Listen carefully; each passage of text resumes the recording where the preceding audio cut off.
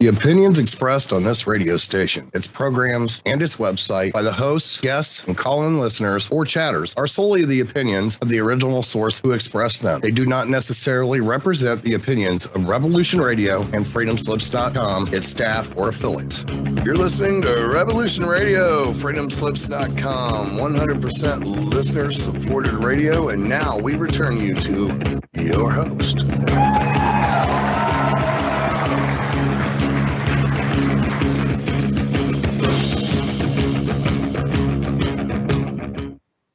Hey, thanks for staying tuned. You're back with Dave and Mecky's Shiny Side Out on freedomslips.com. I'm the number one listener supporter talk radio net, so push the donate button or subscribe to the archives for, well, it's currently free. So yeah, get yourself some great merchandise from the station's website, buy a CD of your favorite host shows for a previous season, possibly choose an EMP-proof thumb drive with survival documents on it, as you'll hear in the bumpers on the station. As spoken by the legendary Nighthawk. May God rest his soul. Maybe 75,000 seeds in a seed pack you can put in a refrigerator or a freezer and last for years. Just follow the instructions carefully when purchasing any of these items and fully understand the importation laws in your respective countries. And also thank you for listening to Revolution Radio. This is show number 509, and Mickey's muted. 9 and 500. Yes, that's correct. The CIA muted me. No, that's not true at all. Yeah, That's not true. I just like to look a little shout out to my CIA handler. Thank you very much for not steering me into oncoming traffic. How'd you like that? Do you know what? There's a couple of memes out there, Mickey. One of those is what would be an apparent view of my CIA handler with his head in his hands, staring at a whole bunch of documentation, clearly in my folder, and just going, "Oh, I've been living a lie." Like that's what he's thinking to himself with his head in his hands. You're killing me. You're killing me.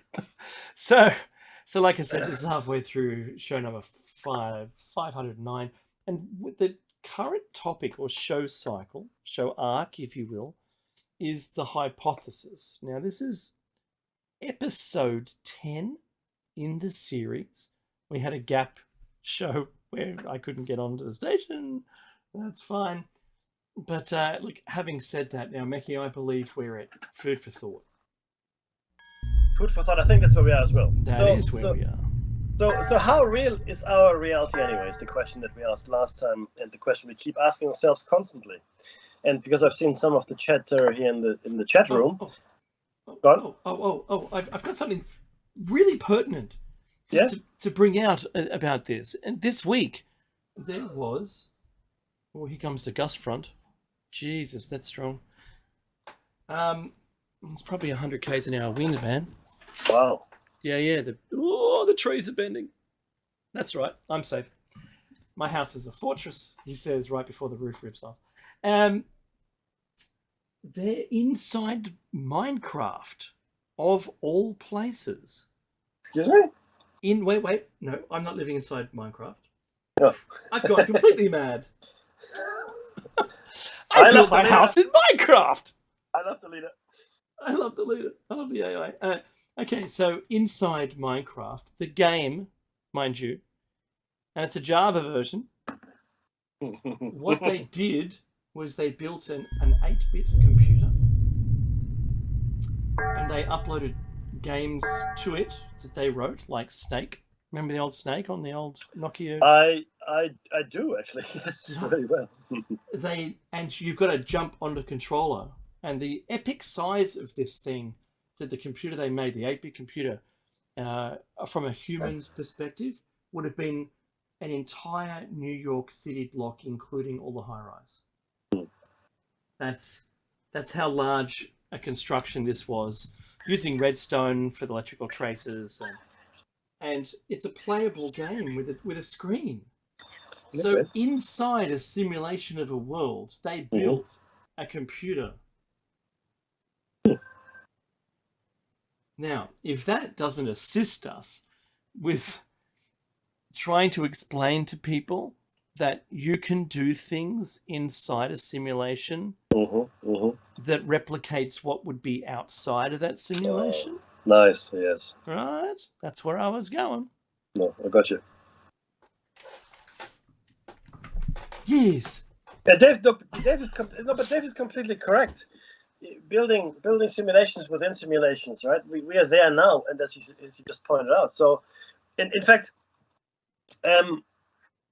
mathematically speaking, from a probabilistic point of view, if you've studied, statistics and probability math, you know what I'm talking about. It is much more likely that we're living in a simulation than not, given certain initial factors and criteria. But look, the question remains: how real is our reality anyway? Like Dave just pointed out, are we a simulation? Are we maybe a simulation inside a simulation? Probably even weirder. Holographic states, SimCity, quantum weirdness, and objective reality, if there's such a thing. So that's what we're going to go into here next. And it's really food for thought, the holographic principle. The holographic principle was first postulated over 20 years ago as a solution, or possible solution, I should say, to Stephen Hawking's famous information paradox. The paradox is essentially that black holes appear to swallow information, which, according to quantum theory, is impossible. Information is never destroyed, right? That's what we think is the truth. But while the principle was never mathematically formalized for black holes, the theoretical physicist Juan Maldacena demonstrated several years later that holography did indeed hold for a theoretical type of space called anti-de Sitter space. Okay, unlike the space in our universe, which is relatively flat on cosmic scales. No, it's not. This is space. The universe is flat. With flat universes. It's funny. I just got that. Unlike the space in our universe, which is relatively flat on cosmic scales, anti-de Sitter space is described by mathematicians as curves, as curving inward, rather like a saddle, right? If this depiction of space is correct, then like any computer, there's an inherent limit to the universe's data storage and processing capacity. Anti-de Sitter space is not directly relevant to our universe, but it allows us to perform calculations that would otherwise be very difficult, if not impossible, Grumiller says. Within this theoretical space, Maldacena showed that two sets of physical equations mapped perfectly onto each other. One, the equations of gravitational theory, and two, those of quantum field theory. This correspondence was totally unexpected because while gravity is described in 3 spatial dimensions, quantum field theory requires only 2. That the laws of physics produced identical results, 2 or 3 dimensions, pointed to anti-de Sitter space's holographic nature. This was the first instance where somebody explicitly showed how holography works, Miller said. But given that our universe is not an anti-de Sitter space, it's approximately flat at large scales, as we said, it's interesting to ask whether the holographic principle applies to flat space as well. To demonstrate that our universe can indeed be seen as a hologram, physical quantities would have to be calculated using both quantum field theory and gravitational theory in flat space, and the results would have to match. Grumiller decided to see whether one key feature of quantum mechanics, quantum entanglement, could be replicated using gravitational theory. When 2 quantum particles are entangled, they cannot be described individually, but instead form a single quantum object, even if they far apart. There's a measure that describes how entangled a quantum system is, known as the entropy of entanglement. After several years of work, Grumiller and his colleagues managed to show that this entropy takes on exactly the same value when calculated in gravitational theory and quantum field theory for spaces like our universe, i.e. flat space. Dave? This calculation affirms our assumption that the holographic principle can also be realized in flat spaces, said Riegler in a press release. He is quoted as saying, "It is evidence for the validity of this correspondence in our universe." If the holographic principle does indeed describe our universe, it could help resolve many inconsistencies between relativistic physics and quantum physics, including the black hole information paradox. It would also offer researchers a way to solve some very tough quantum problems using relatively simple gravitational equations. But before we can be sure that we're living in the matrix, there's still a lot of work to be done. And quote, "We did this calculation using 3D gravitational theory and 2D quantum field theory, but the universe actually has 3 spatial dimensions plus time," Grimler said, continuing, "A next step is to generalize these considerations to include one higher dimension. There are also many other quantities that should correspond between gravitational theory and quantum field theory, and examining these correspondences is ongoing work." So that's, don't cut the funding. Do not cut We need the money! Leave the money! all of the money. Beyond the theoretical considerations, there's the entirely different matter of pulling back the illusion and experimentally observing the holographic nature of reality. As it happens, physicists at the Department of Energy's Fermi Lab are now trying to do just that. As Motherboard reported last year, Fermilab's Center for Particle Astrophysics director Craig Hogan recently hypothesized, just like us, Mickey, he hypothesized, We like to our hypothesize. macroscopic world is like a 4-dimensional video display, created from pixel-like bits of subatomic information 10 trillion times smaller than atoms. To our macroscopic eyes, everything around us appears 3-dimensional. But just as moving your face towards the TV screen will cause pixels to come into focus. If we stare deeply enough, yes, stare deeply Look into my eyes. Look into my eyes. I will control the horizontal and the vertical. Into matter of a subatomic level, the bitmap of our holographic universe might reveal itself. Now, I'm a little addendum here. The Planck length, the minimum Planck length, is a thing already. You can't have something come at rest between the Planck lengths. The entire universe is already quantized to an amount which, like if I was playing something on my computer keyboard, like musical computer keyboard, into some software and I looked at it, it would not be on the 32nd triplets or 64th triplets, and I can go quantize to 64th triplets and it just fixes it for me.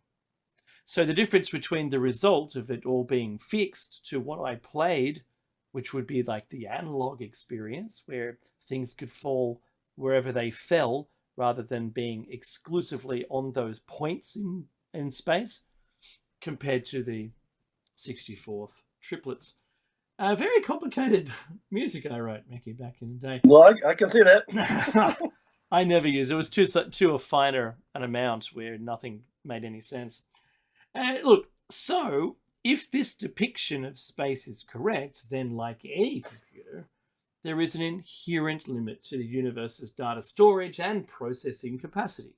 What's more, that limit should bear telltale signatures, so-called holographic noise that we can measure. As Hogan explained to Motherboard's Jason Kubler, if we are indeed living in a hologram, the basic effect is that reality has a limited amount of information, like Netflix movie when Comcast is not giving you enough bandwidth. So things are a little blurry and jittery. They're called artifacts. You clearly didn't know that terminology. Nothing ever just stands still, but it's always moving a tiny bit. Reality's bandwidth fuzz, if you will, is exactly what Hogan's lab is now trying to measure, using an instrument called a holometer. Or, it depends if it was my old boss, holometer. Everything was... he said the word meter very crazily to me, to my poor little ears, which is basically a really big and powerful laser pointer. Oh, imagine the size of the cat that you could play with then. I like to point it at planes. That's not true. Don't do planes, that. Don't do that. That's very bad. Bad. We are specifically trying to determine if there is a limit to the precision with which we can measure the relative positions of large objects. Postdoctoral researcher Robert Lanza told the author in an email, this would represent a fundamental limit in the actual information that the universe stores. Okay. I'm just going to hand it back to you, Mackie. Back to you in the studio. Very good. The actual experiment that will decipher this involves measuring the relative positions of large mirrors separated by 40 meters using two Michelson laser interferometers with a precision 1 billion times smaller. This was in memory of your boss. Interferometers. With a precision 1 billion times smaller than an atom.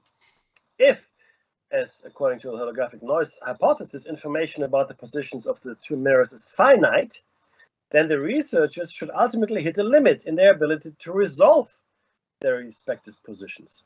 What happens then? Lanza asks.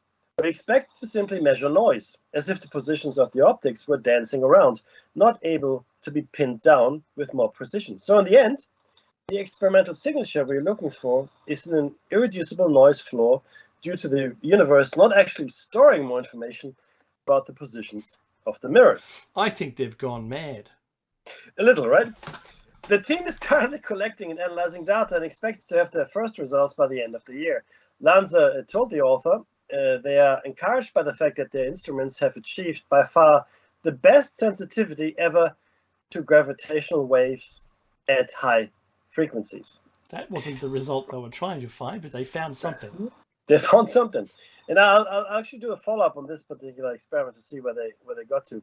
The physics of gravitational waves is unrelated to holographic noise. However, the gravity wave results demonstrate that our instrument is operating at top-notch science quality of today.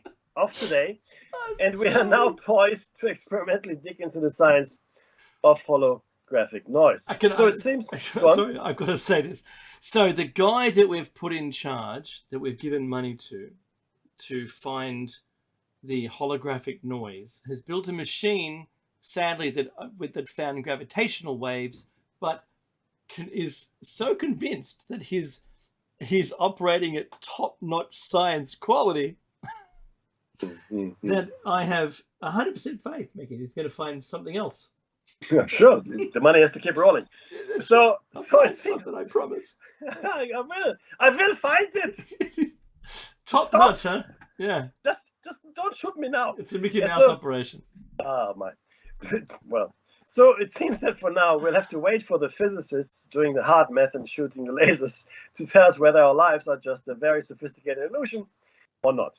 In the meantime, the big question is, of course, how the heck will such a revelation affect us? I mean, it's actually interesting. Let's say that science comes up and say, you know what? Yeah, no, it's all an illusion, guys. We're not really here. Is that something that we could really internalize? Let's think about that for a second. The Brookings report would determine what they told us. We need a royal commission. No, we can't tell anyone we live in a hologram. Okay. Okay, then. We're back to Free Guy again. Now, we're all NPCs. Grumiller thinks this. Grumiller thinks that the knowledge won't impact our everyday lives in the same way that knowing about the Big Bang or other galaxies does not change our everyday lives, which is a fair point. And in fact, quantum physics doesn't really do anything for your everyday life either. Mm-hmm. But in the same way that knowing that the universe started with a Big Bang, well, we don't know that, by the way, this profoundly changed our view of the universe. Knowing that the universe is like a big hologram is a profound insight. Yes, it is. Lanza agrees.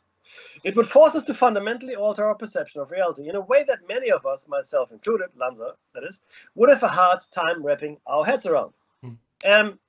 Well, easier for Dave and I. Indeed, it sort of untethers the definition of simulation entirely.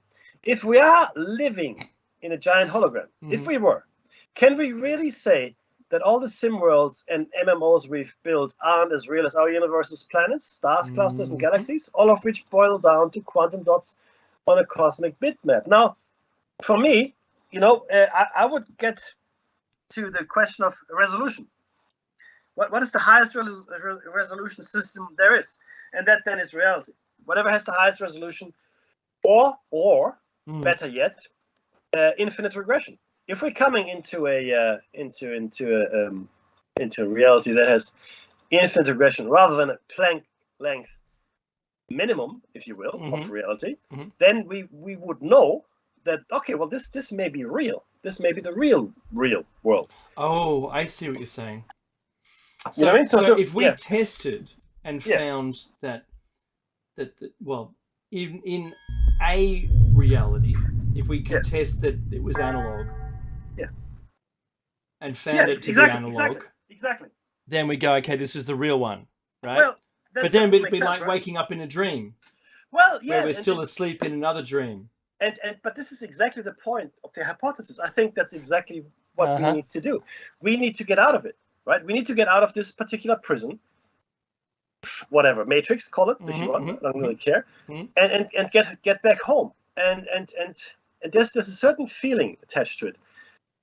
Like I told yourself and our listeners many times about my dream, where I did run through like this corridor, and like a school corridor with glass doors, and I ran. It was dark, and then I came out. There were steps leading down, and the world that I was in, like there were a couple of workmen in funny like puffy hats and overalls with stripes, and a funny looking truck on the side of the road, which was it looked quite rural actually. But this is the funny thing.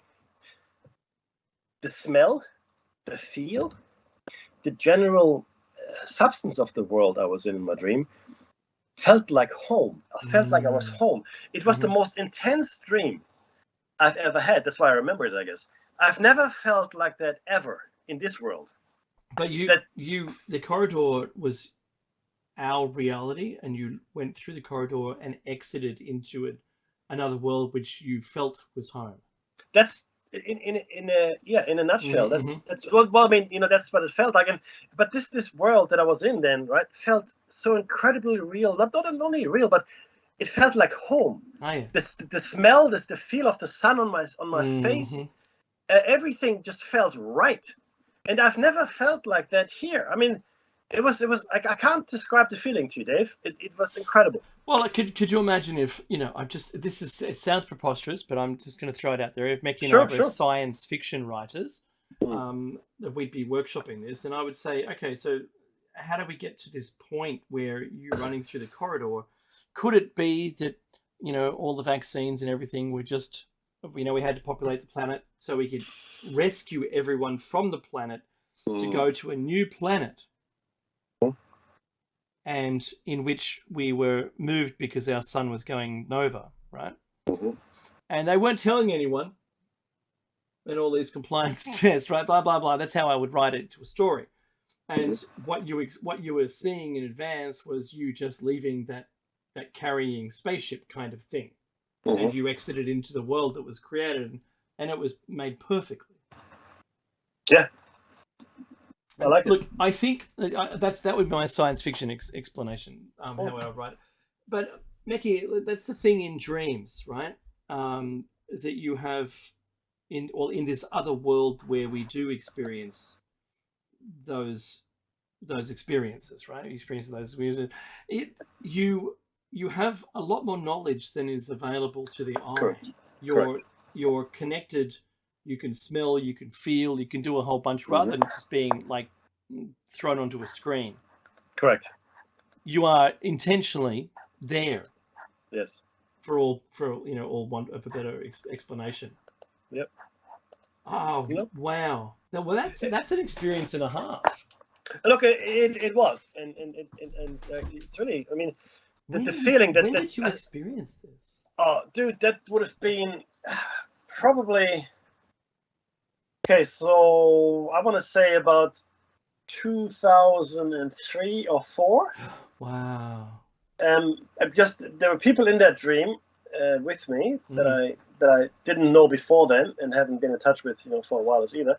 But I do remember. Yeah, it was about that time. It was just not shortly after we met, but it was certainly after we had met. And it was it's very hard for me to fully communicate that feeling of, I want to call it almost bliss that I had being there. So you recall this like it was yesterday, right? Yeah. It was it was but the most powerful dream I ever had, leaving the strongest impression on me, right? For sure. But tell me, my friend, what evidence is there that our reality is potentially, well, not real or digital even? Yeah, well, there's a whole bunch of points, so I'll count them out as I go through, and Neki, if we want to alternate them, that would be also fantastic. Yeah, sure. So, point 1, the heading is breakdown of infinite resolution in physics.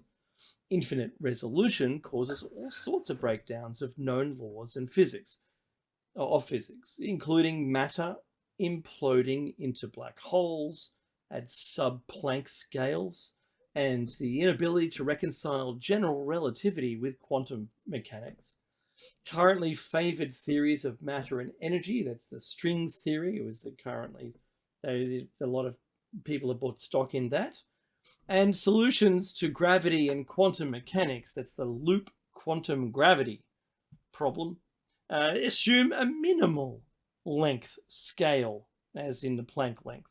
Furthermore, evidence supports the notion that quantum states are digital in that spin values are quantized and there are no intermediate states, which is anomalous in a continuous space-time or an analog world.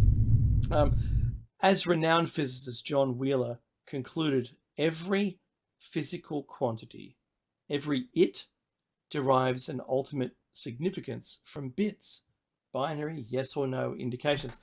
Meki, I was trying to explain this to someone just the other day, and I came up with this. You remember the neon light? Yeah. Go on. Okay. It produces 2 wavelengths, and the electron in the atom, which is being excited to illuminate light, doesn't produce the intermediate wavelength of light through its transition from one ring around the atom at one small radius to the outer radius in that ring of a larger radius. It is in one place and then it's in another place. Exactly describing here that there's no intermediate state. At its simplest, you can discover this for yourself with a prism, a dark room, and a neon light. That's interesting. It'll do your head in. Well, but it does though, right? Because if it truly is binary, right, our reality, then that's a very strong indication. It's artificial nature. How can the electron move between, like, they're called shells? I said rings. They're called shells. Between the shells or the placement of the electrons around the nucleus, how can they traverse between where there's got to be a transitional period? Like it shouldn't be an instantaneous from here to there. Yeah, it's like it teleports. Bingo. There's a pop, right? Like pop, pop, pop, pop. I didn't travel the intervening space. No, I went from here where I was to here where I am now, but I didn't go through a journey. Because you would see that on the light emitted. And there isn't. These are pure wavelengths. Bingo. So that's really, see, this is really where I mean, I know it's hard to follow everybody. I get that. But we just took it as fact, Mickey. All Yes. science took it as fact. Oh, that's just the way it does it. Mm. It just emits two different wavelengths of light. Yeah. And I say that with all incredulation. And in the olden days, we would have thought, well, we just can't measure it. Oh, it's doing something, right? But Yeah, there's the but- two wavelengths. Who cares? Woo! Yeah. Mm. I made green. I like green also. But yes, it's a really interesting indication. And guys, so it is this lack of journey between two states that then forces scientists to say, well, it seems to be binary. Now, in binary, don't think of it necessarily. I mean, yes, 0, 1, sure, but either it is something. Sorry, it is something now that is something else. The next moment, if you will, without anything in between. Mm-hmm. That's like really, changing lanes in a car. You don't just appear in the other lane. Bingo. You do cross. Mickey, I was thinking something the other day, and if every person on Earth saw the sun's light through a polarizing lens, say we put a huge polarizing lens up into space that shielded the Earth by polarizing the light, that means every single photon from the sun that fell onto the Earth would be polarized. And if you had a polarizing filter anywhere else in the universe looking at the sun's light, you'd be able to tell by its quantum entangled partner. Is that crazy? No, No, makes is it? sense. Yeah, but it totally makes sense. Yeah, but I was but trying to tell everybody that rather than all of us having to wear polarized sunglasses, we could just do it that way. Yeah. Well, you could have a Dyson sphere which polarizes the sun's light, I guess, right? Yeah, you could do that. Yeah. But that we're probably a couple of years away from that yet. Let's not do that.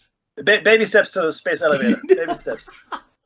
No, but see, these are big questions, everybody, right? And ultimately, this is what this station tries to do. It's what the Shiny Side Out tries to do to look at the big questions, because a lot of us, and I'm sure a lot of you in the chat room or listening right now, probably don't have time necessarily to look at these big questions. So it's really Dave's and I's, or mine rather,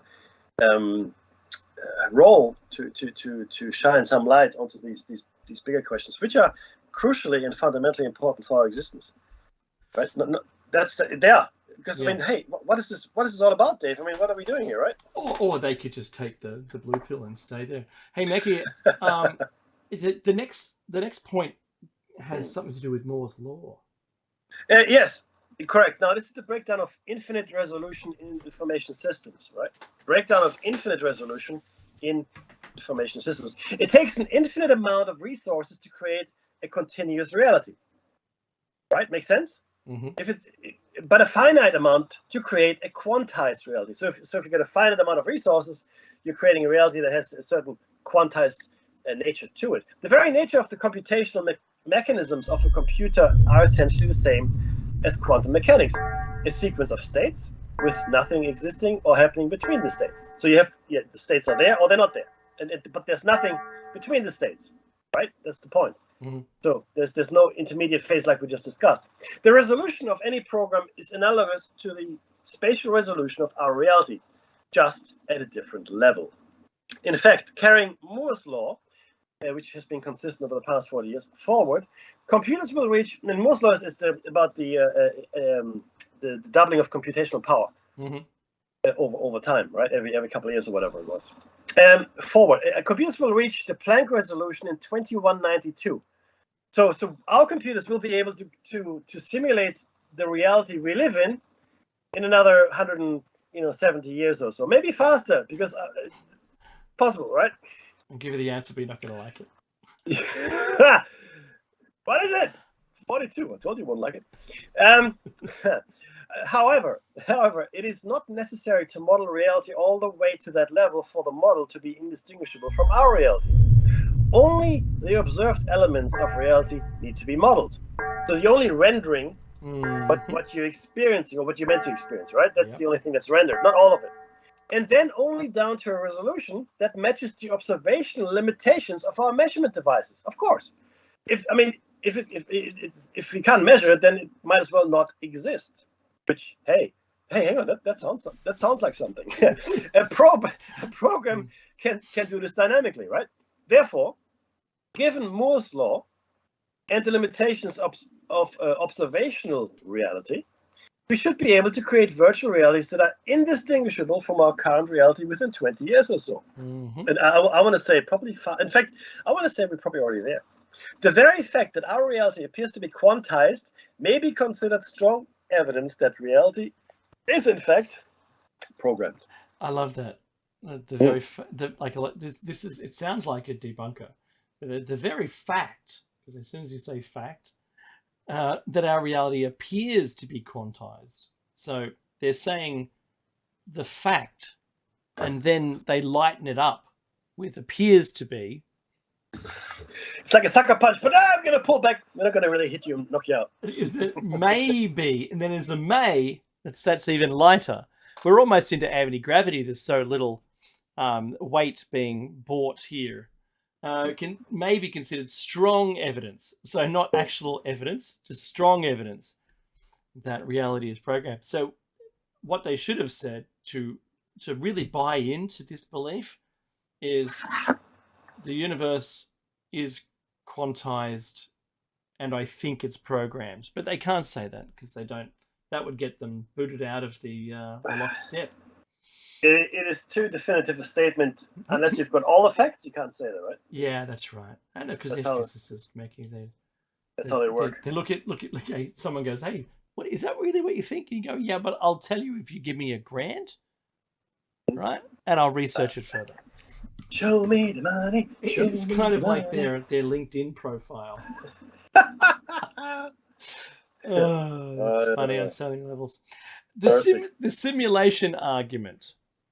Various modern philosophers and scientists have posited that we are likely to be living in a simulation. Nick Bostrom. Well, we're not living inside a simulation of Nick Bostrom, but it's got Nick Bostrom written in brackets. Being John Malkovich. I write too many statements of work to read this with all humility here.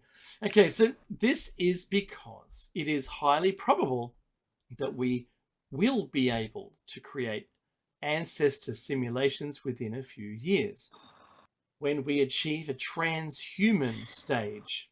Is that when we love the AI, Mickey? Transhumanism! I want to love the AI. I want to touch the robots. That was a great accent to use for that. Due either to the number of simulations that will be run or to the proximity of the magnetic coils. No, the proximity that we are to that stage. It is actually more probable that we are in one than the case where we haven't yet reached that stage. Isn't that just nuts? I know. But Mecca, do you see the article I posted you? Yeah. That, we've written a simulation within a simulation to simulate something that's outside of the simulation, if that makes any sense to anyone. And the simulation argument is basically, due to the we could do it now, we're more than likely in one, and there's no escaping it. Good luck with that. Yes. It's quite nuts, right? Mm-hmm. It is completely nuts. Now, look at what Not Much to It wrote. Transconsciousnism. Yeah, look, one word. Transhumanism, transconsciousnism. I like it. We are moving into a world of all kinds of trans and matter and beyond, right? Mm-hmm. And we'll leave a lot of people in our wake. That's going to happen, unfortunately. As long as I had let's say a female, because this is the way I believe that I work, a female robot that loved me, and I don't care. Yeah, it could be a simulation. I don't really care anymore, right? I just want love. Yeah, that's it. Even though it's all fake and they're going to stab me in the head, right, when I'm sleeping, I don't care. Nice. I don't care anymore. I don't care, right? So I think at that point, and I kind of feel like the fellow who says, look, I know this isn't chicken, but Yeah, steak. I know it's not steak, yeah, but it's delicious, and you know, Yes. I just want to be famous or whatever, right? And have an island, whatever. And I don't want to remember anything. Yeah. So I know that I've reached acceptance of all of the situations we're all currently living within, and I don't have any fight. I'm so compliant, my goodness. Right? Like I said, I love the AI, I love the leader, I don't care who they are, right? I just honestly want to get on with my own business, whatever that is. Yep. And that can't be that difficult, surely. It just can't. It can't. Surely there's got to be something else to this. And I'm not a religious fellow, so you know I believe in the simulation. How's that? I love it. That'll do. Yes. Yes, Smithers. That'll do.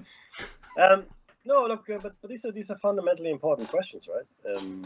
Because we a lot of people in the world, not want to digress too much, but a lot of people in the world have belief systems, Dave, and their belief systems informs their everyday lives. It informs how they react to outside stimulus, how they interact with people. It's their base from which they make all decisions. Exactly.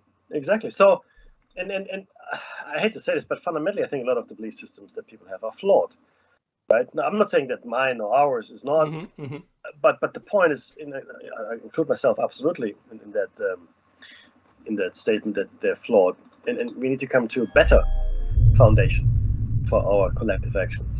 And maybe this is a way to finally address this, right? Maybe we need to really figure out what it is all about, because we follow all the red herrings.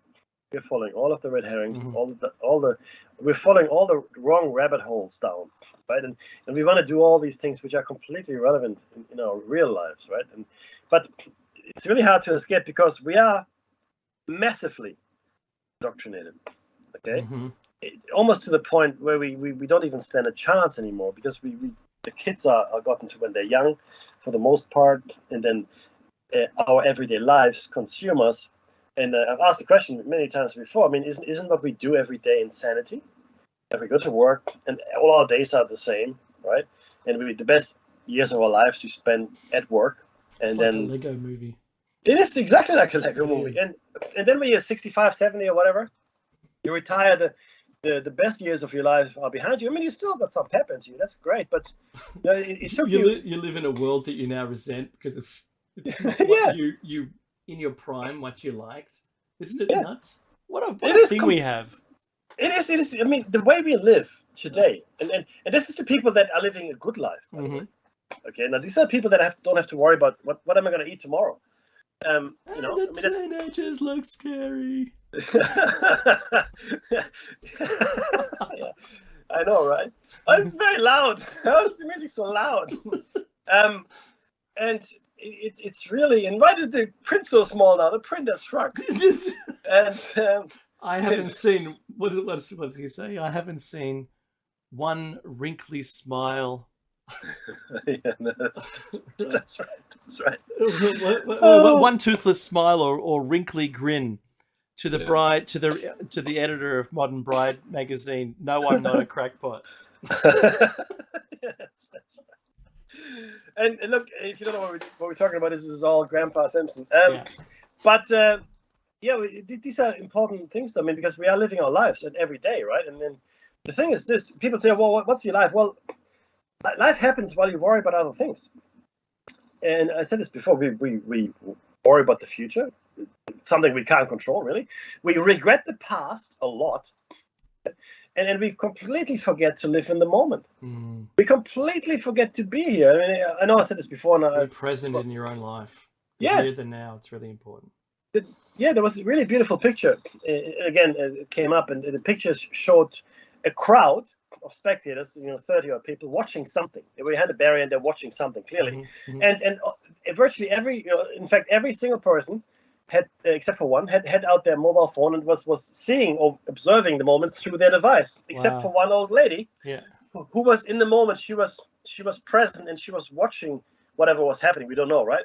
But she was there. Everybody else was going using the filter of their phone to and God knows why they were recording it all. But the point is, that's most of us. Most of us are not present in the moment because there's so many red herrings we have to worry about every day. And I really recommend to everybody to take up martial arts if you can, if you're so inclined, because it will teach you to be in the moment. Because if you're not, you get whacked in the head. Okay, it's just what happens. It's a really powerful motivator to be present in the moment. I remember you. Right? But we have forgotten to do that. We've forgotten to be still mind. Cutting, that's what's gonna. Yeah. But it's such a powerful tool to have to be present. Anyway. Yeah. But let's go to matter as data, which is a really interesting. We've talked about matter as energy, or energy as matter, or whatever. But no, what about matter as data? It was once thought that 0% of matter was empty space. 0%. 0%. In the early 20th century, scientists discovered that atoms are actually comprised of subatomic particles. Now, again, remember, matter, 0% empty space. 20th century, subatomic particles. If these subatomic particles, such as neutrons, were made of solid mass, like little billiard balls, then 99.99999% of normal matter would still be empty space. That is, of course, unless those particles themselves are not really solid matter, in which case even more of space is truly empty. This was shown to be the case in the 1960s via QCD, or quark theory. Now, string theorists say that even quarks are really just vibrating bits of string. Now, string theory might have fallen a bit out of disfavor, but let's just stick with quarks, right? Possibly the strings, that is, with the width of the Planck length. That's how big the strings are. If so, that would make subatomic particles all but 1 to the negative 38. 1 to the negative 38 empty space. Yep. That's a lot of empty space. So in your body, so let's look at your body for 1 second, right? So now the actual matter that you have then in your body, right, would roughly be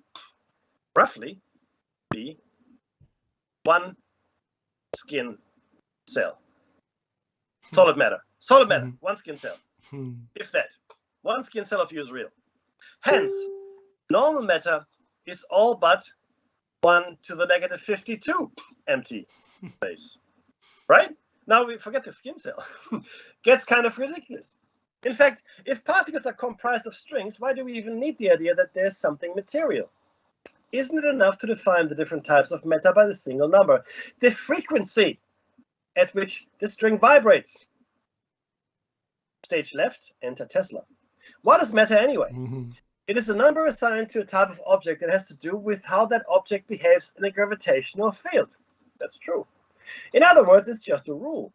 We don't really experience matter. What we experience is electromagnetic radiation influenced by some object that we call matter, visual, right? That's what we see. And the effect of the electromagnetic force rule due to the repulsion of charges between the electron shells of the atoms in our fingers and the electron shells of the atoms in the object. So when you touch something, you don't touch it. No, nobody ever touched. What we are experiencing are the repulsion of the charges, the opposing charges in the matter that we think we're touching. We're not. We're feeling the repulsion. In other words, rules. In any case, if you extrapolate our scientific progress, it is easy to see that the ratio of stuff to space, this is my favorite quote of all time, is trending towards 0. Yeah. Okay? So what we consider material or matter, like stuff that you touch, and the ratio of stuff to space, meaning nothing, emptiness, is trending towards 0. Which means what? Well, it means that matter is mostly just information, right? It's information. And the forces that cause us to experience matter the way we do are just rules about how data interacts with itself. For example, probability wave functions follow patterns described accurately by relatively simple mathematical equations that resemble probability functions that apply to data and rules. That's all there needs to be. By Occam's razor, This is a simpler and more likely way to describe matter. It only requires pure data. Now, this is really out there, though, guys. It's not as out there as when I was back in the 80s. I learnt this, and I said, well, we live in a transparent universe. Because if you were the size of a Planck length and you could peer indefinitely through the universe, the only things that you would see would be black holes. Because that's where all the matter is dense and all the gaps are removed. It's like zipping a file. Good point. So what you just said is 100% spot on. Mm-hmm. Black holes or neutron stars, yes, and less so, but definitely black holes is where you don't have any gaps. That's right. Where matter doesn't trend towards zero or stuff, it trends toward 1. That's right. It's got an R of 1. Right. So yeah, so that's what I came up with. I came up with that back in 1983. And my physics teacher, God love him, he's still alive, and I'm friends with him on Facebook. And he said, prove it. Yeah, good luck. And that's the same with my other theory. I posted it, I threw it by him, and he said, just prove it, Dave. And that is the kindest, most positive words from an individual that I'd heard when posing something so outrageous as to change the view of all science. But that's what true science is about. So your teacher, therefore, he's 100% solid. Is a true scientist. That's absolutely right. Right. Yeah. And unfortunately, I mean, you do find them. Of course, you find them, right? But they're now these days few and far between because we all need funding. Yeah. So number 5, I think we'll get through it. No, you will. Yep. Computational analog and the observer effect. Of course, one does not need to model reality all the way to the Planck level for the model to be indistinguishable from our reality. In an efficient program would dynamically generate incremental resolutions of various components as needed, such as when an object is put under a microscope. Extending this concept to the quantum level, once a subatomic particle is observed, the program must then establish properties for that particle, effectively resulting in the collapse of the probability wave function. In 2008, the Institute of Quantum Optics and Quantum Information, the IQOQI in Vienna, determined to a certainty of 80 orders of magnitude that objective reality does not exist by itself and only comes into being when consciously observed. Thus, the uncertainty of this result is 1 in, and that's got a 1 with 80 zeros, I suspect, at the end. Such a large number, clearly a ridiculously small number. This effectively put a nail in the coffin of the last hope for objective realists, the hidden variable theory. Interestingly, we can establish a very real explanation for this effect by turning the evidence question on its head. Thus, if you were to program a universe simulation, what kinds of programmatic efficiencies would be needed? Most important would be to employ dynamic reality generation.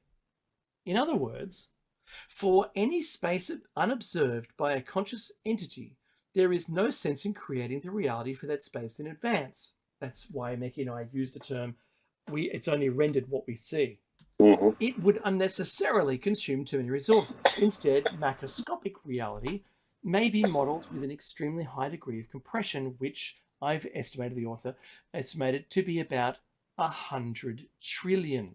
But once you decide to isolate a subatomic particle in a macroscopic object to observe it, the program would then have to establish a definitive position for that particle, effectively resulting in the collapse of the wave function or decoherence. Moreover, the complete behavior of the particle at that point might be forever under control of the program. like a finite state machine. After all, why delete the model once observed, in the likely event that it will be observed again at some point in the future?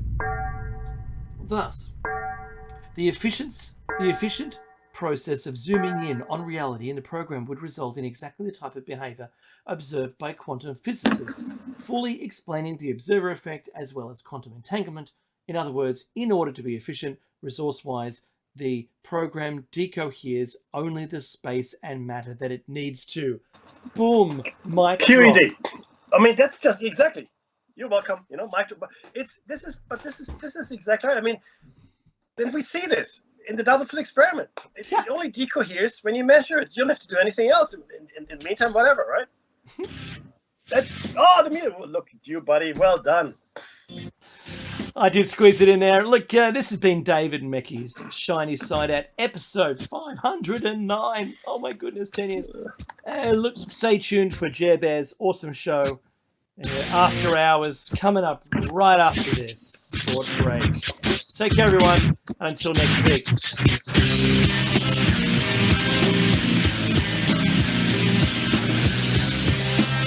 When you will hear Dr. Bob say...